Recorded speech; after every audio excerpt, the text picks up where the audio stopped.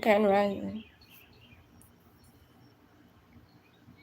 This is entertainment purposes only. Viewer advice. Kind of give it a minute before I start. I like at least give it like 2 minutes in, 3, depending.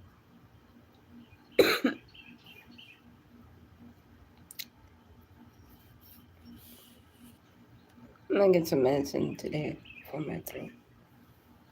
It's been killing me because of the weather, and I don't know, it's messing up with my sinuses. So excuse the throat chakra for trying to blossom in this oddly weird weather. Cause like when it gets too hot, I start to cough a lot,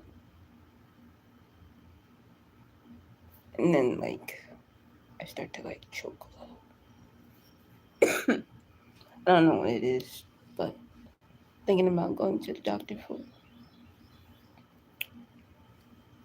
Could have been my bronchitis, one of the two.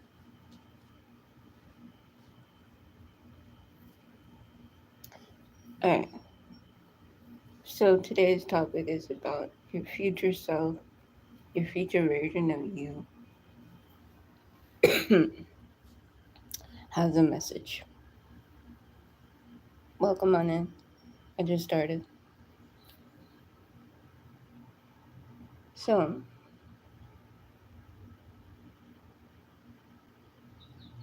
there are going to be times when when you are seeing signs in your future version of you is giving you a signal or a heads up of what's to come in your present moment. So that either the future version of you is trying to change its own outcome for its own personal reasons, or is trying to change the past moment so it doesn't become the future. So when you walk into a certain buildings, there's something in your mind that's make you go on and make you go off. And certain buildings are using your masculine and feminine energy. Like, it's not you activating the points of view, the west and the east point of view. They say what the masculine is evil, or like the shadow parts of you, and then the feminine is the light. But nowadays they want to say the masculine is the light. Hi, welcome on in. I hope you're okay. Let me know how you're doing. Sorry for my throat. I've been having like chest pains here and there, and the weather is like on and off, so it's messing with my sinuses. So it sounds like I'm sad, but I'm not. It's just my throat. It's like, oh, feels like somebody's squeezing. But anyway, so when you see signs from your future self, aka your higher self, and then there are buildings who are activating your masculine and feminine energy.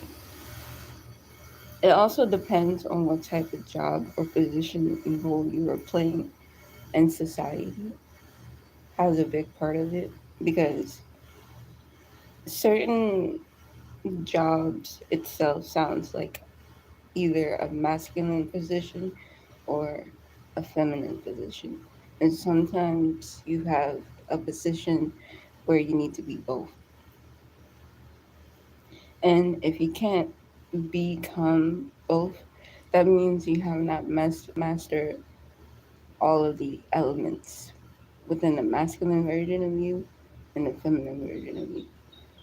So before you even get to the future, one side of you, which is the masculine, and the other side of you, which is feminine, you're gonna have to go through the past version of you when you was a male, and a past version of you when you was a woman in a past life.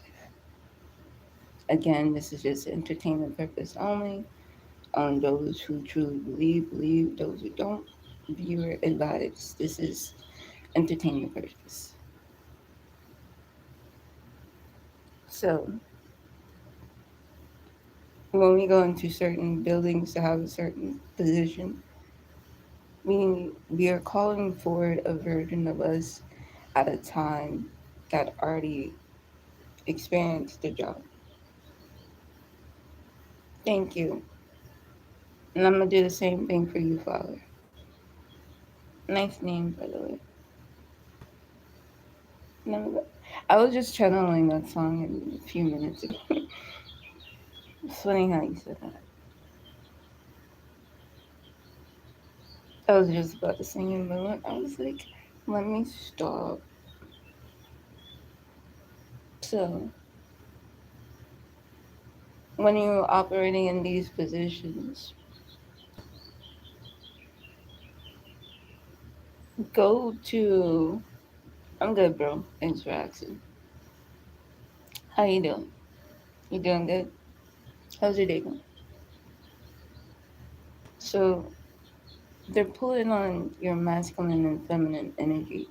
So, you need to understand and understand the 2 points of view, the west and east, the masculine and feminine.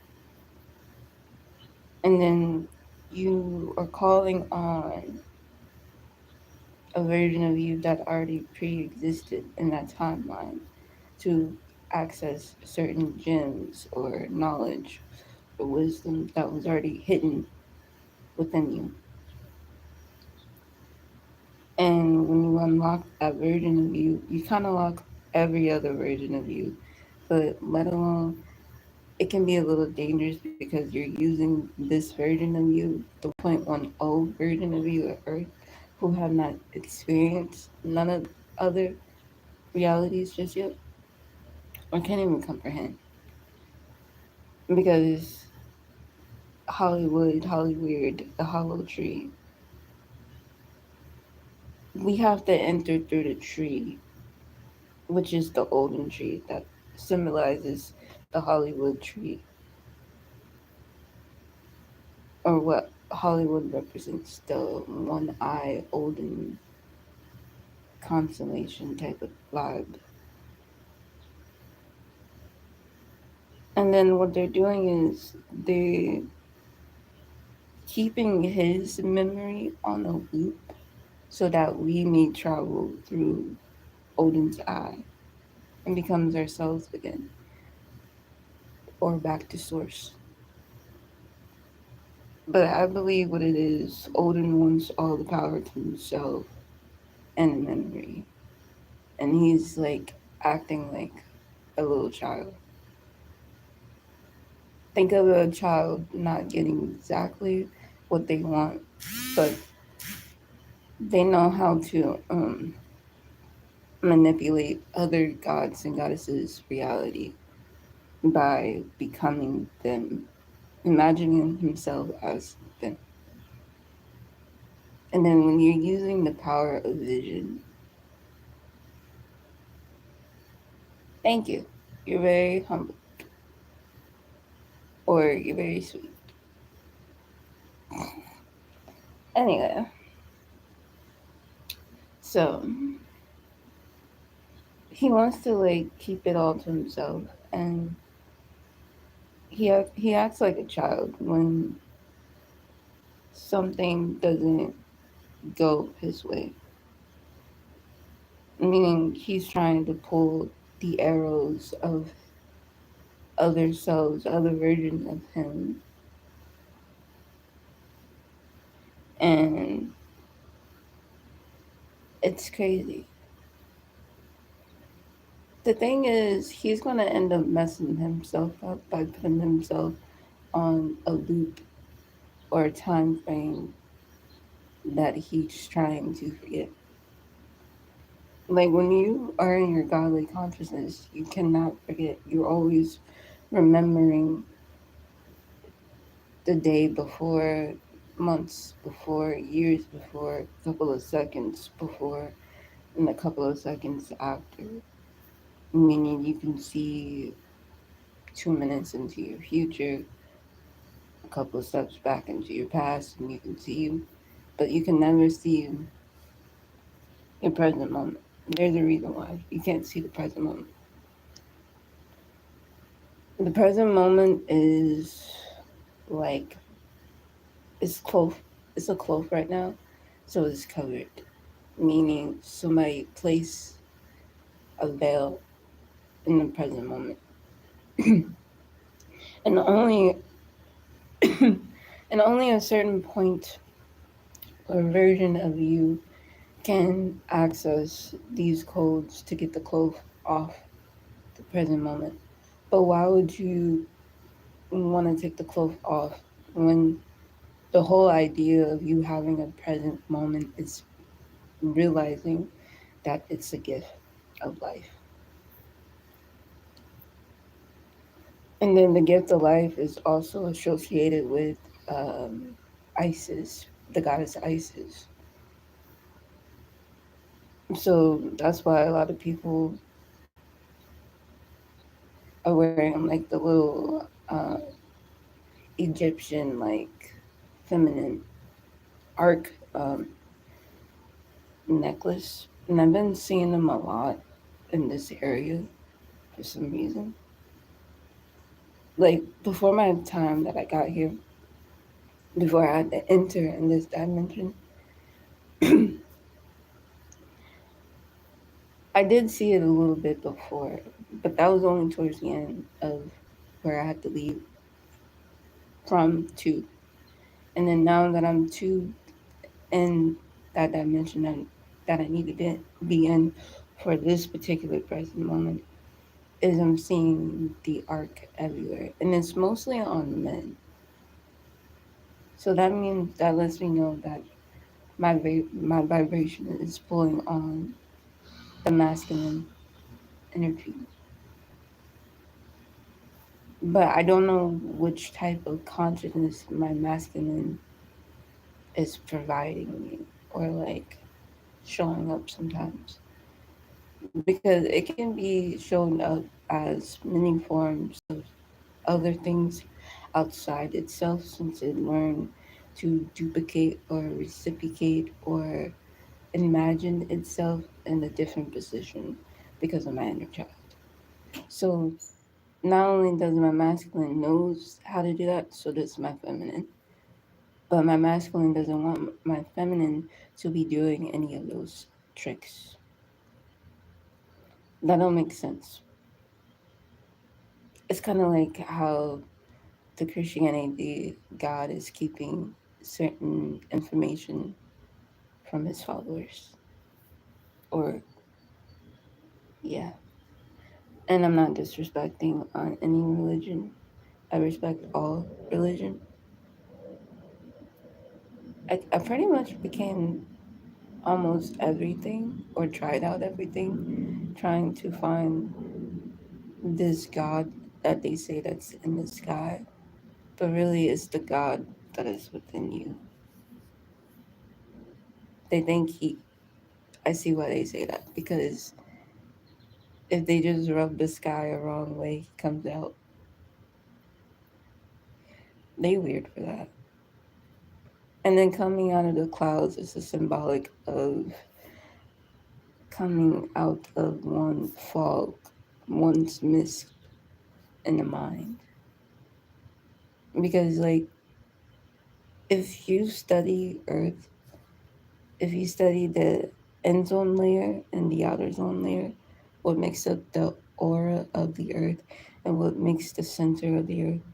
There are like crystals inside of the earth that you are connected to inside of your brain, inside of your mind, that is helping you to podcast, so to speak, the information that you have unlocking within you just by speaking directly to you or acknowledging that the other version of you from that particular timeline exists. So therefore you are signaling, your future self is signaling a message directly to a present moment of you that is experiencing something within that time, if it makes sense. Like, look at it this way: you need a time lord, meaning you need a lord who operates in and on time, who's able to see it, who's able to feel time, and who's able to create time. You can't have a Lord who can't pass all of his elements of his own creation, what he is designed to do.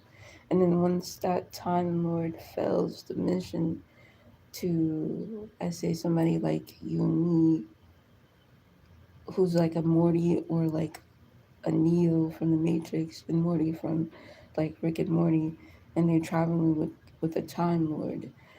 But then the thing is, Rick and Morty is now their own Time Lord in a different dimension because of what they had experienced within their reality of consciousness during all those times.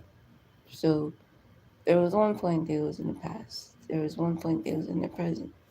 And then their past became their present, and their present and past became their future. But now the future you wants to either upgrade it or download it into existence. And when you upgrade it, you're signaling messages. And when you're downgraded or downloaded, you are allowing the message to be received or allowing the messages to mummify itself into your existence.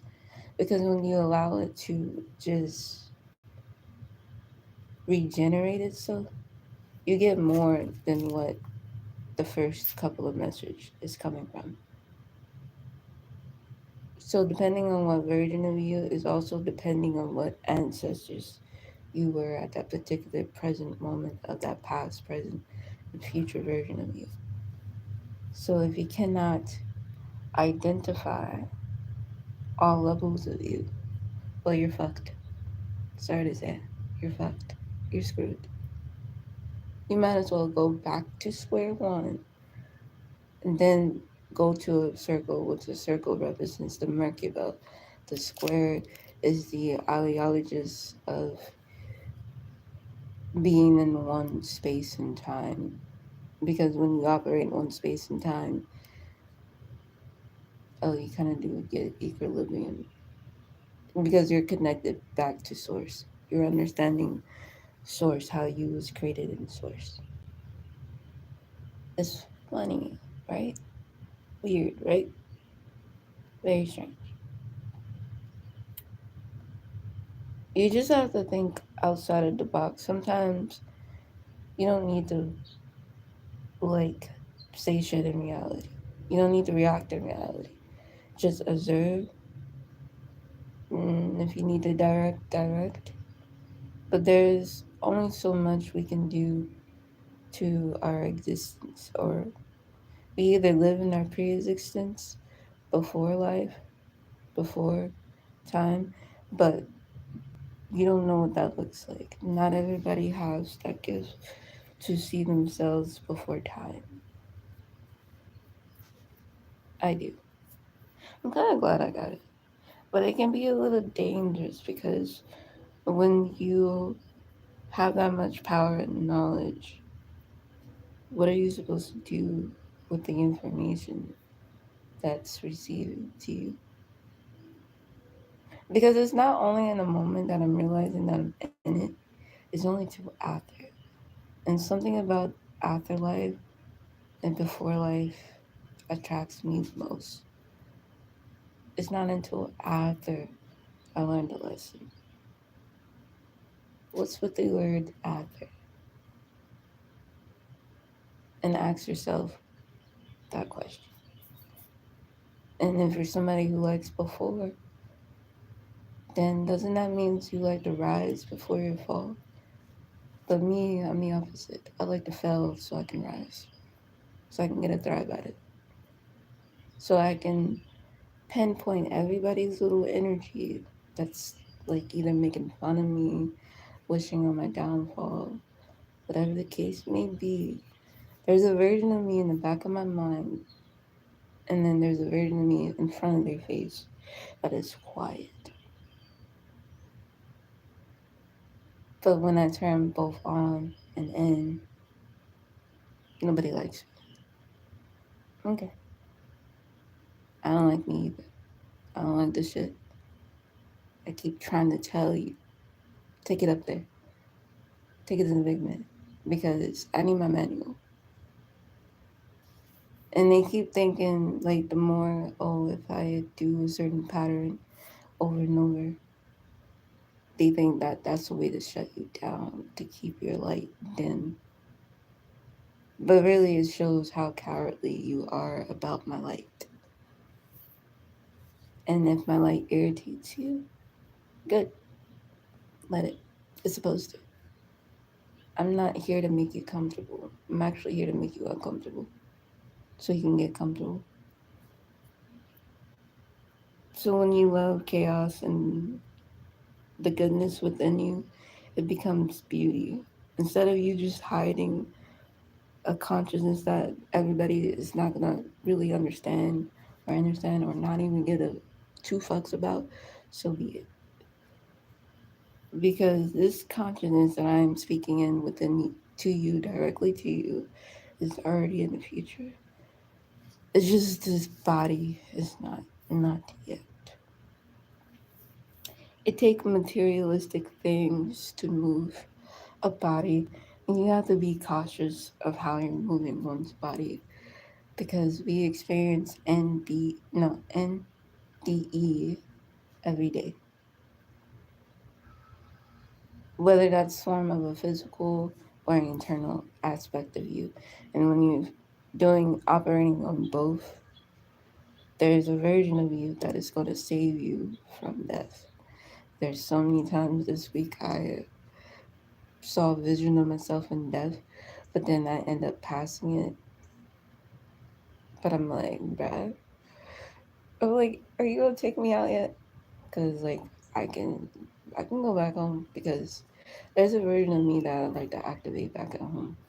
So when I reincarnate again, I'll be like more than a billion, trillion, million, 10 times powerful than I was with this version of me. Best believe the version of me that I get ready to activate back at home, who's listening in into this dimension. How they're doing that is through the power of the hourglass. And sand symbolizes one's flesh because in the Bible they said God made Cain from clay or God made Adam from whatever the fuck. So if we're operating on sand, we become like the sandman, blowing the sun and the wind, causing eruption, chaos, and death. Or sometimes good, sometimes good. That's only like 88% of you pulling on your good karma, your justice. And then there's also like a 99% of you pulling on your chaos, a darker, lower version of you, which is the Jinn version of you. But who's to say a Jinn is dark or light? It just knows magic. it knows the power of using the tongue and conjuring things out of its hand like a magician. The magician knows all elements. When you become the magician and the Sandman and the whatchamacallit? Yeah, all of them, when you become all of them, including Morpheus, you become one powerful timeline. You're not even considered a timeline. You're more like a time lord or a time order, something that you have chosen in specific order to do in time or role to play. So yeah, that's it. Love and light.